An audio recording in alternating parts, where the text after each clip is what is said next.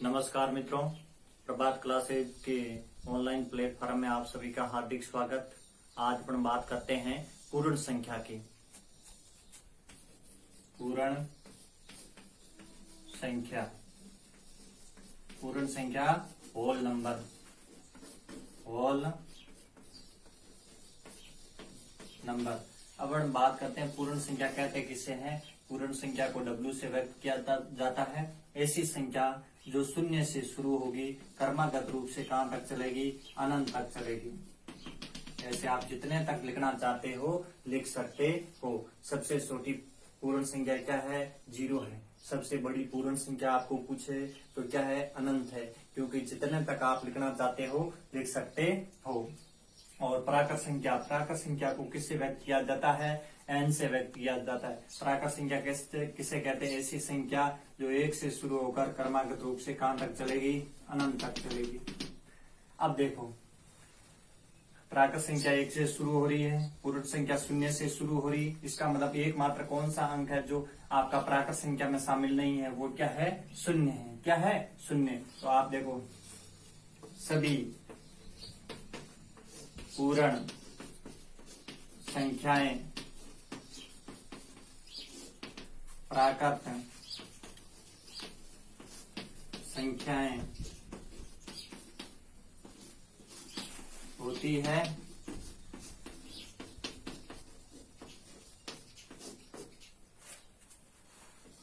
सभी प्राकृत संख्याएं पूर्ण संख्याएं होती है। क्या? अब आपको पूछा है कि सभी पूर्ण संख्या, ये जितनी पूर्ण संख्याएं हैं, क्या वो प्राकृत संख्याएं हो सकती है? नहीं, क्योंकि सभी पूर्ण संख्याएं प्राकृत संख्या होने के लिए जितनी भी पूर्ण संख्याएं हैं वो सभी प्राकृत संख्याएं होनी चाहिए। किंतु सभी पूर्ण संख्याएं 0 से शुरू हो रही, ये कितने से शुरू हो रही? 1 हो रही। इसका मतलब यहाँ 0 इसमें शामिल है नहीं। इसका मतलब सभी पूर्ण संख्याएं प्राकृत संख्याएं नहीं होती है। क्या नहीं? नहीं होती है, नहीं होती है। अगली है, सभी प्राकृत संख्याएं पूर्ण संख्याएं होती है क्या? हाँ, होती है, होती है। क्योंकि प्राकृत संख्याएं 1 से शुरू होती है और पूर्ण संख्या 0। इसका मतलब ये आपका 1 से लेकर के अनंत तक संख्याएं है। अगला है, एकमात्र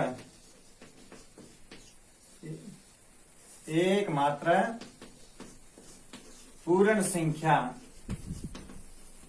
संख्या जो प्राकृत संख्या नहीं है, प्राकृत संख्या नहीं है। ऐसी एकमात्र पूर्ण संख्या है जो प्राकृत संख्या नहीं। आपको सीधा ही दिख रहा है कि पूर्ण संख्या 0 से शुरू होकर अनंत तक चल रही है, प्राकृत संख्या 1 से शुरू होकर अनंत चल रही है। इसका मतलब इसमें आपका अंक शामिल कौन सा नहीं है? वो है आपका 0। कौन सा है? 0, 0।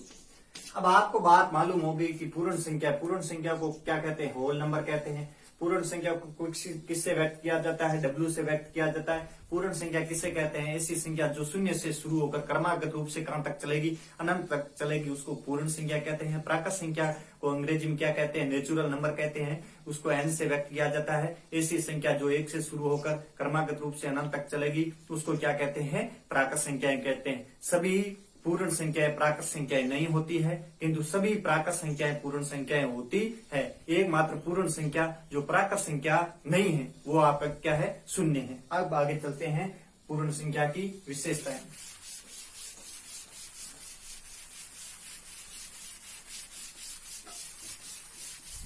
अगली क्या है? पूर्ण संख्याओं की विशेषताएं। पूर्ण संख्याओं की विशेषताएं। पहली बात है पूर्ण संख्याएं। पूर्ण संख्याएं योग, पूर्ण संख्याएं योग के लिए क्या होती है? सवृत होती है। दूसरी, पूर्ण संख्याएं व्यकलन, व्यकलन परीक्षा में आए, चाहे घटाव आए चाहे बाकी आए, के लिए सवृत नहीं होती है, होती है। अगली बात है पूर्ण संख्याएं गुणा के लिए सवृत होती है। अगली आपकी पूर्ण संख्याएं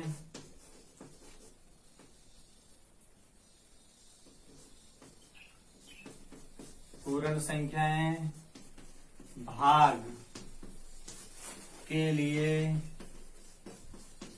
सवृत नहीं होती हैं।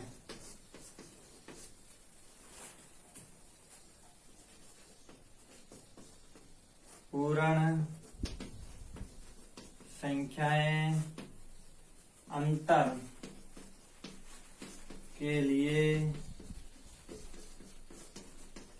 सवृत होती है। ये मुख्य बात है, किंतु ये ध्यान रखना, प्राकृत संख्याएं अंतर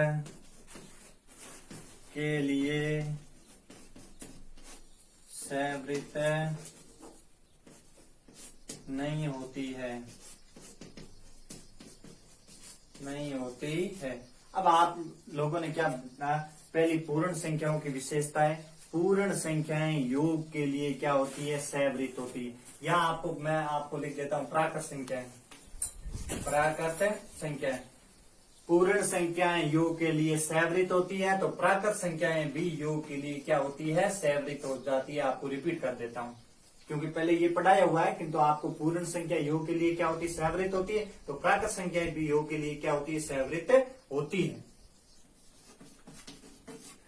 पूर्ण संख्याएं व्यकलन के लिए सवृत नहीं होती है, तो ये आपकी प्राकृत संख्याएं भी योग आपकी व्यकलन के लिए सवृत नहीं होती है। अगली है पूर्ण संख्याएं गुणा के लिए सवृत होती है, तो ये आपकी प्राकृत संख्याएं भी आपकी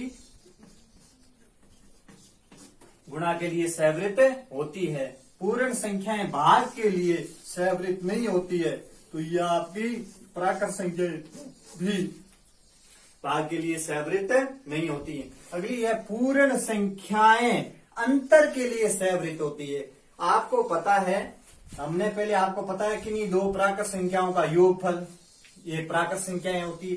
तो ऐसे यहाँ आपको देखो, कोई भी अंतर का मतलब क्या होता है, अंतर का मतलब होता है बड़ी संख्या में से छोटी संख्या को घटाओगे।